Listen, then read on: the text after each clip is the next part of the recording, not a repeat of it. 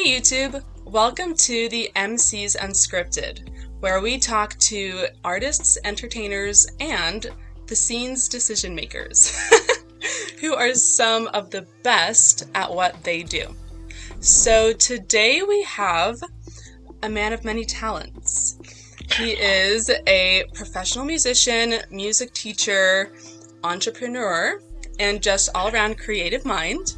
Today we have Bryant Laursen. Hey, Bryant. Yo, what's up? What's up? Good to What's up, see you Julia? today. Good to see you And too. Yeah. as many of you probably know, if you've seen some of our previous videos, he is one of our co-hosts. Hey, welcome to the MC's Music at the Core of Everything. I'm your host, Bryant Laursen, and today we're asking the question, backbone, the anchor of what defines human civilization throughout all known time, to describe your performance on the language of music, and what it does is just as real as what it is. We have a full-on celebrity here with us today. Oh man, that's I a know, great intro. don't be humble, Bryant. Okay, we're going to talk about you.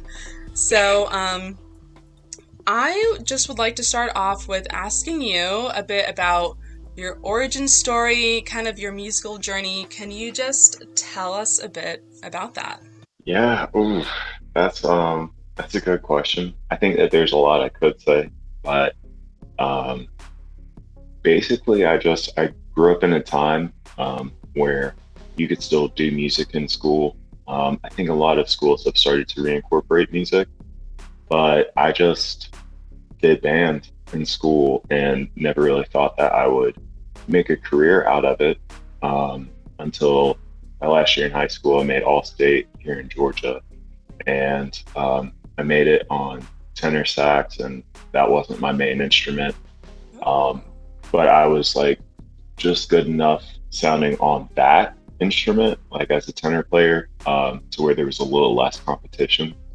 And the clinician for that year was the director at Michigan State, Rodney Whitaker, and like a full scholarship basically. And so I Wow. was like, all right, that's a lot better than whatever else I had going on. So I ended up just getting lucky and trying it out, and that was how I kind of got into music. Um, Wow. you were only allowed to study certain people, and you were only allowed to sound a certain way based on who you were Mm, studying. And so at the end of my 2 years, where I had come up with enough technique to be able to anyone I wanted to imitate, and then make artistic decisions on the saxophone itself about what I wanted to do, right? Like I thought that that was the whole point. yeah. Um, so I kind of made a big fuss about it. I was like 20 years old, 19, and I was like, I can't, I can't go on. This isn't what we talked about. This isn't what we agreed on in the beginning. Mm, And like to this day, I still kind of look around like one of the professors there is, well, when I was there, ATN Charles, and he's now one of the head professors at Miami. He's done so well as a jazz musician. Like he's crushed it. He started out at FSU from Trinidad and got Marcus Miller to play bass on like his first album. And from there, like he's done so many grants. Like he taught me how to do invoicing. He taught me how to like market myself, like how to write a contract, like all those really see, important things. yes, they don't have classes like that at school for musicians who are self-employed, you know? Yeah, like you especially at Georgia State, I know we got like one like business class for musicians, and Mm-hmm. literally it was just like depending on who your instructor was, like you might have to write a review of like um what's that Miles Davis album? It was oh my gosh, I'm totally lost right now. Don't ask You might me. have to like write a CD review, or like you might have to book a hypothetical tour. But it was none of like, all right, this is how you market yourself. These are the Mm, social media outlets you need to be using. These are the mm-hmm. algorithms for that social media. This is how you professionally record something. This is the amount of money you need saved up. This is how to talk to a donor. Um, and even still to this day, though, there's kind of this duality within me that, like, I did end up coming down here and finishing at Georgia State, but part of me, like, always considers like going back and getting my master's at like a Michigan State or University of Michigan. Or I don't know. That was a long-winded response, but those are No, my that's origins, great. kind of. But I was very impressed when I heard about all of these other things that you're doing on your own, to promote yourself and promote your music. Can you talk a bit about your band, Ethel? Yeah. So what I've been doing recently is I've been married like a little over 2.5 years, and my wife is an artist, and she's like toured the world with Beyonce. She's toured with she's like supported Mario, like Daly, Robin Thicke, like lots of different artists, and she was very successful very young. She won a reality TV show called Chancers, and ended up basically getting signed by Matthew Knowles. It was like a reality TV show that aired in England, and he was wanting to sign like a UK artist. And so he like kind of held this contest, and she ended up winning, and she got signed. And then Matthew and Beyonce like got into like beef with one another. That was kind of like that relationship ended, and she kind of had to pick like, all right, well, do I want to try to continue with the guy who brought me out here? Do I try to continue with Sony? Like, what do I try to do? So basically in a roundabout way, she had another record deal here in Atlanta. And then after like that kind of fizzling out and us getting married, we were like, well, it's COVID. Might as well try making music together. And it ended up working. Like COVID was a great opportunity for us to get into the market as a duo, where a lot of people didn't have a budget for like a full band anymore, but they wanted something entertaining. So we just tried to like kind of provide something really entertaining, where people didn't really have a budget. Now, like, a few years later, we've managed to, where people do have a budget, still kind of like book for those same prices that a full band would be, or ask for like kind of a full band fee, knowing that we're like doing way more than a full band could do. We're way more entertaining, and we're like it's been a miracle. It's been such a blessing. I don't have to get paid $300 to like spend 8 hours like for an arrival, a setup, a sound check, and then like I'm not getting paid for like moving stuff. I mean, not that there's anything wrong with that. I still take those gigs, but having my own, like having our own group, like I don't have to pay somebody to produce the songs. I don't have to pay somebody to mix or master the songs or do my marketing or do my accounting. That's really amazing that you can do all of that yourself. Like you said that you just learned mixing and doing all of that stuff like what, in the past year? Yeah, in February, I taught myself how to produce. And then we released our first single, I think, in March or April. So I just stayed up like day after day, night after night, doing an online course on Udemy. I got like as much music production software as I could from a guy in Atlanta, known as Denny Lavish, shout out. But and I just got as much as I could and just spent a month like learning every day. And I still like it's grown a lot, even just within the last like few months of trying to do it. But Yeah. I Well, really honestly, believe like I could yeah, hear go that ahead. from your music. I listened to, a few of your songs that you sent me, and I could hear the difference in the complexity sort of the beats and the bass sort of that mixing, just in like, a couple of songs that you did. Like the progression of that, I could tell. Yeah, right. I know I sometimes I even listen to like some of my like the first single that I did by myself.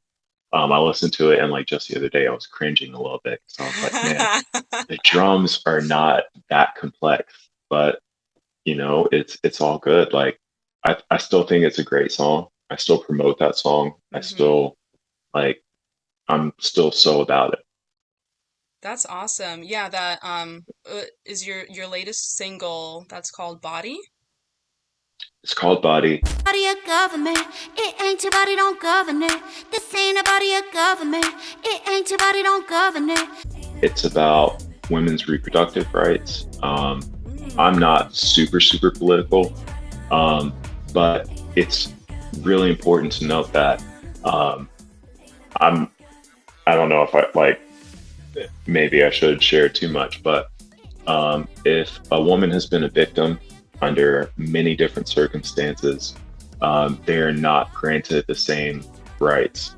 They're not granted any rights at this point in time. And there's some really tragic circumstances. Like, I come from a broken home. I come from a semi sort of rough background, and I've seen a lot. And if something happened, or if a woman maybe was like abused, and she didn't say anything in time because she's like scared to death, doesn't know what to do, is out there on her own, and then is maybe forced to carry like this burden or this lifelong shame, or like something comes up, like there's no discussion, there's no kind of like empathy, there's no kind of like, oh crap, that happened to you, that really sucks, let's figure something out. It's the only option at this point with the overturning of Roe versus Wade is there's just going to be an influx of orphans, right? And Yeah. my dad's dad was an orphan. My dad didn't know how to be a dad, right? Like, it's just, if I didn't do something about my life, I would continue that broken chain of, Mhm. people not knowing how to have a healthy family or healthy relationships. So I'm simply wanting to start the discussion. And instead of like having something super negatively charged or something that's like kind of like aggressive, Mhm. we all wanted to create something that was just like danceable, singable, like, screw it, we're gonna have a good time, we're gonna I dance. felt that. I am like, oh, is there a music video I can dance to? Like, I just started dancing and couldn't help it. That was the vibe of the song. It was great. Oh, thank you. I appreciate that. We partnered with our friend Ethel. She's like a Grammy nominated songwriter and artist, and same situation as like my wife. She's been in the industry for a long time, but has recently kind of like completed one of her deals. Um, so it was one of those situations again where it's like, all right, the promotion was great, like the opportunity was great, but where am I actually having a lasting legacy? Like, where is the rubber hitting the road for me? Yeah. And that's why I've like taken on so much. Like, that's why I've gone and learned how to do accounting. I've like learned how to like start an S corp. Why an S corp is better than an LLC. Like, I've learned how to do my own marketing. Like, how to, the algorithms for different things. Like, who to book. Like, who to contact. Like, I've just gone on, and like Oh the my world gosh. in 2022 belongs to younger people with a business idea that are willing to just go on Google and Yes. YouTube and figure out how to do it, and then just do it. Like, Yeah. any working business for a person under 40 is just that. And I think that's like that's a cool thing, Yeah, that's pretty amazing. The amount of things I see, like scrolling through my Pinterest, the amount of like this online thing you can do and this online thing you can do and how you can brand yourself and how you can create your own business. Like, everything now can be done online, and you can learn how to create your own business, like have your own brand, all online. It's really amazing to me. Yeah, that's literally it. Like, you can take a course on Udemy, the website that I mainly used for like music production stuff. I mean, you could even reach out to people on like LinkedIn. There's YouTube, where there's Hmm. so much like, Hmm. it's literally endless. Like, everything I've learned how to do has been through an ebook, online course, or something like that, and I just like got obsessed over it, read it, and then did it within like a few weeks. So, Bryant, you're taking a little break, a little time from the MC's main show. Can you just tell us a bit about what you're doing with your band and why you're kind of taking a little bit of time off? Yes, so I'm taking bit of a break from the show. I've done a few episodes, and I'm really passionate about, music education or talking about music, and some of those like more fun sort of kind of light aired open topics as opposed to like, this is the purpose of an augmented scale, and this is why you need it, and this is why you need to practice them, and all the interpolations and blah blah blah. So yeah, I'm really passionate about those things. But at the moment, we're working on recording an EP. If not a full length album, we'll kind of see what happens. So it's just a lot. Like, it's something that when you are building your own business or you are sort of curating your own dream, like, you gotta live, eat, sleep, breathe it. And it's really hard, but it's also kind of fun. Like, if you find that thing that you're really passionate about, and that thing where you're like, if I did this every day for the rest of my life, I would be so happy doing it. There is a learning curve. It's just like when you decided to learn how to sing, you had to learn all of your scales. You had to learn how to make your voice resonant. You had to learn different languages, Yeah. The band that I have is sort of in the beginning stages of that. And it takes 24/7. Like, even when I went to school for music, like, there were many times where I would have to practice like 6 to 8 hours a day because I Oh yeah, wasn't you were good way enough. better than me. Like, I wasn't good enough. Like, literally our homework would be to complete a transcription by ear, and it would be a lot. Like, I couldn't do it. I didn't have the natural gifting at certain things. But I knew that if I could add in like just the eating, sleeping, breathing aspect of it and like hours of hard work, I would get to that 10,000 hours. Whereas I think other people might have more of a gift for certain things. Other people might have more funding. I don't have those things, but I've got an opportunity to acquire it if I focus my energy on it. And that is why I'll be taking a short break, but really hope to return soon because I love talking about all things music. You really have a knack for it. Honestly, whenever we just have a normal conversation about, I would say, anything, the way that you talk about it, it's just the way you talk about it makes it so interesting to listen to. And I feel like you and our other new host, Carrie, you have that same sort of passion and just it just makes me so interested in whatever you're saying. It doesn't even need to be a very interesting topic, and I'm always like so intrigued because you yourself seem so passionate about what you're saying. It like draws a person in. Yeah. That's very kind of you. I think if I could trade it for your TV personality host, I would probably trade it Oh in. God. I've got lots of useless knowledge, but if it came to just being like charming and dazzling in front of the screen, I would probably trade it in for that. You have a different kind of charm, I would say. Well, maybe more Yeah. subtle. I don't know. Mine's a little overt. Hey, that's what you need. Well, that's so awesome. And I know, so you have your band Ethel, and you mentioned that, so your kind of business side of it, or how you, how you actually promote your band and get gigs and stuff like that, is called another name, Ethel and Oliver, was it? Yeah, so I think this is really important. If you're a musician or if you're a small business owner or a freelance photographer or an actor, when you get paid for a gig, you get taxed 13% because the government says, well, you're not employed by somebody who's taking taxes out and you didn't pay into Medicare and Medicaid and Social Security. So that's 7% and then another 6%. If you have an S Corp, which is a type of LLC, so in other words, you get hired to perform somewhere, and if they pay you as a business, then the government only takes 7% taxes because they say, all right, everybody's got to pay in Social Security, but you're in charge of your own insurance, which is still the case if you are a normal person, right? Like if somebody pays Julia like an amount for a gig, they still are paying the same amount, and you're still in charge of whether or not you have health insurance. But if they pay Julia a company, like Julia as an S corp, then they only take out 7% because everybody pays Social Security, but you're still in charge of your insurance. But you know, it's people don't teach you the practical side of it.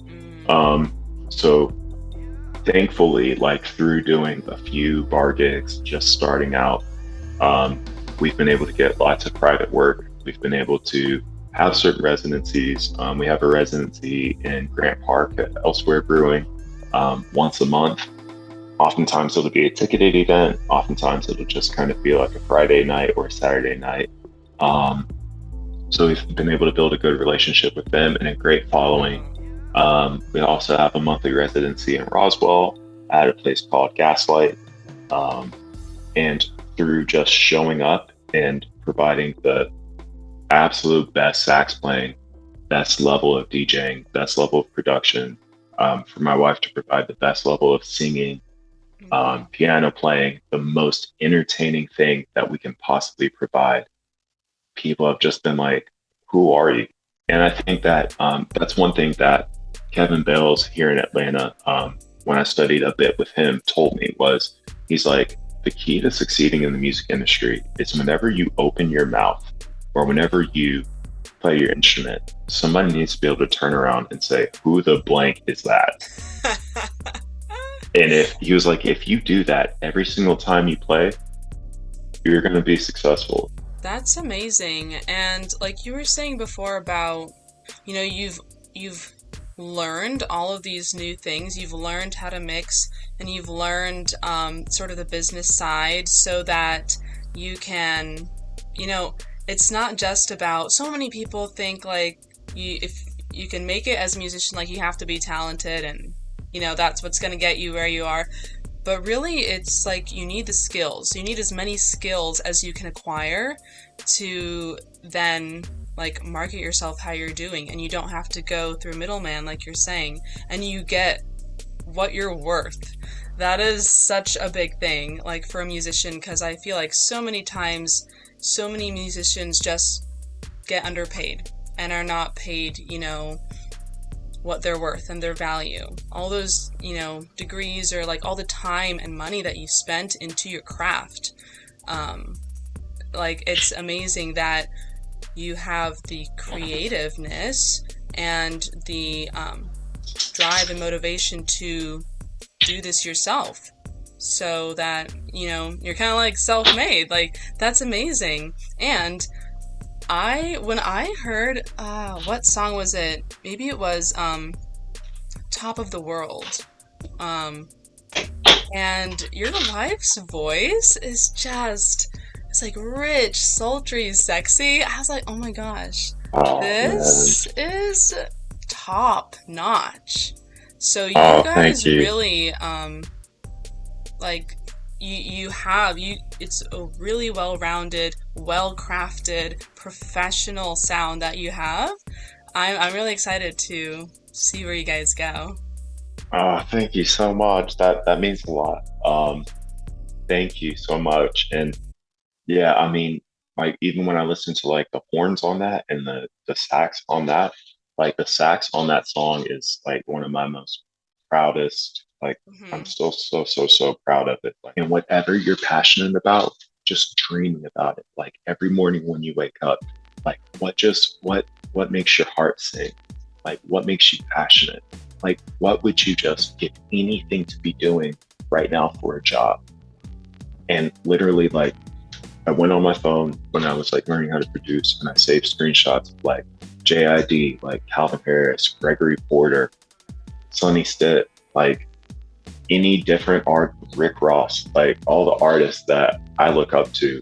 And I just like took loads of pictures, went to CVS, printed out pictures of all these artists, like whenever, like Drake performing on stage. And I just like put them all on a little poster board, and I just wrote a few things down and literally would just look at it every single day and be like, I'm going to train my brain to put myself in the mindset of like what it's like to be Rick Ross on stage. Oh, yeah, sort of like a vision board or something. Yeah, a vision board or a Yeah. mood board. And that, like, that's where the business aspect of things started. Sorry, I know that was a lot, but No, that was great. That warmed my heart, really. Because I feel the same just being a musician. Sometimes you have those days where you think, maybe I should do something a little more practical with my life that, I could get a 401k or like, have a pension, things to think about your future and like to have a family and all this stuff. You need, um, you need that sort of stability. And sometimes, especially when you're starting out as a musician, that's just not really there. It's kind of unstable as you're making your way. But then at the end of the day, you come back to it and you're like, well, there's nothing else I'd rather be doing. There's nothing else that brings such joy into my life. There's nothing yeah, else that, I would rather be doing. And that's what makes it all worth it, really. it is. And I just wish that like our leaders and that people that we've like come up under, or whenever you do a gig with someone else, maybe who's more experienced, that like they would be more loving and giving and passionate in those little things, like Mhm. being kind of giving with information like that to help our young ones and people like us that are kind of like coming up underneath them to kind of succeed well too, you know? Right. I agree. I really do. That's really amazing. Like you have really accomplished so much already, and I can see that you're on this path to just accomplishing so much with this business and this band that you're growing. Thank you so much for taking the time to talk to us, to talk to YouTube about your new ventures and all of these things that I hope and I know are just going to be really big for you. Oh, thank you so much. I really appreciate it. Is there anything you want to say to end this interview? I'll give you the last word. Okay. I think so. Thomas Jefferson said this. He said that the earth belongs to the living. And what I think he kind of meant by that was all we kind of have is today. Like yesterday is gone forever. The future doesn't ever really come. All we have is today. And I think that the universe really rewards those who just try. So whatever it is, like whatever your dream is, if you're willing to just try, you are going to be universally like rewarded. Like God or the universe or however it's revealed to you does reward those who simply try. And as long as you're focused on enjoying the adventure and releasing resistance and just not judging like it in the moment and just being open-minded to it, whatever you want to do is going to come to you. Hallelujah. The Lord Right. had a word for me today. Some very wise words. Well, we're going to link all of your social media and, music links to your band and all that stuff so that people watching can follow you guys, subscribe, and just listen to your amazing music and follow your journey. So, thanks again. Oh, thanks, Julia. Thank you so much for having me. And I hope to be back soon recording. But until then, I'll always be here with you guys in spirit. Yeah. Awesome. Thank you so much for having me, Julia. I really appreciate your time.